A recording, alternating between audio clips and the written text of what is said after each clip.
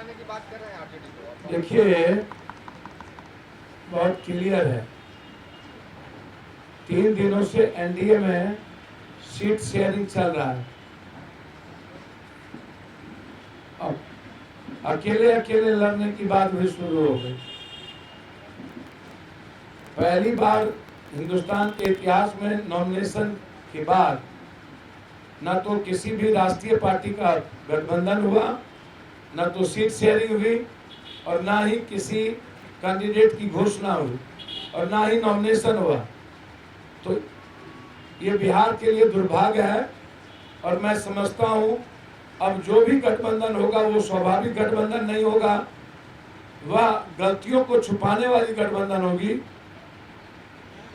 और जनता को आंखें हैं, काने भी हैं। जनता इस बार इस तरह के गठबंधन का जवाब देगी, ये मैं विश्वास दिलाता हूं आपको। कांग्रेस को अपनी आजादी वाले दिनों को याद करना चाहिए। बिहार नीतीश जी और एक परिवार से छुटकारा चाहता है, ये कांग्रेस को समझ लेना चाहिए।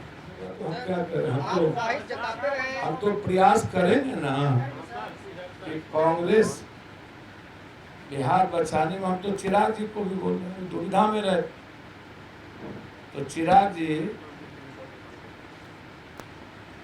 माँ और मौसी में कोनो फर्क नहीं होता। मासी, माँ और मासी।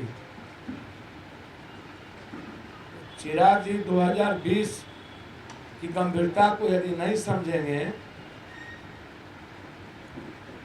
तो राजनीतिक रूप से वो समझे। जी बिल्कुल, मैंने ये बात कहा तो उसके बाद एक घटना बुलंदशहर में हुई। कहाँ पर है सर, आपको पता नहीं है?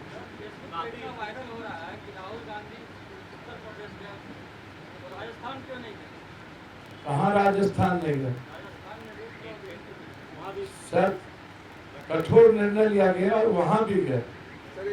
और मैं हर कोई ऐसा बलात्कार की घटना नहीं है जहां पर पप्पू यादव ना पहुंचा हो। सवाल राजस्थान में लोकतंत्र खतरे में नहीं ना है कि आप सभी तरह की आजादी छीन रहे हो। और दूसरी बात, 3 बलात्कार तो हो गए, 3 बलात्कार, और आप आवाज भी छीनोगे और जाने की आजादी भी छीनोगे और हाउस अरेस्ट कर लोगे। अब नरेंद्र मोदी की जुमलेबाज तो स्वच्छता वाला है न मेरी, और डबल इंजन की सरकार वाली भी नहीं है। और 40 सालों से पटना में नगर निगम बीजेपी का है, और 40 सालों से एमपी भी लगभग 30 सालों से लगभग बीजेपी का है, एमएलए भी बीजेपी का है। और जब भी सरकार बनती है तो नर्क मंत्री भी बीजेपी का है, और डबल इंजन की सरकार है। स्मार्ट सिटी की कल्पना और दुनिया का प्रदूषण शहर पटना।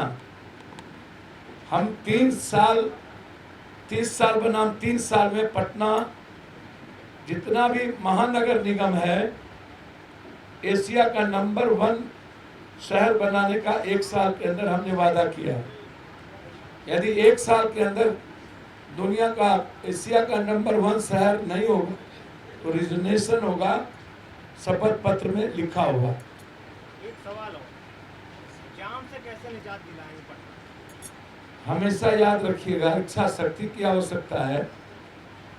मुंबई से बड़ा जाम और बड़ा पानी कहीं नहीं होती है, लेकिन फिर भी बम्बई चलती रहती है, रुकती नहीं है।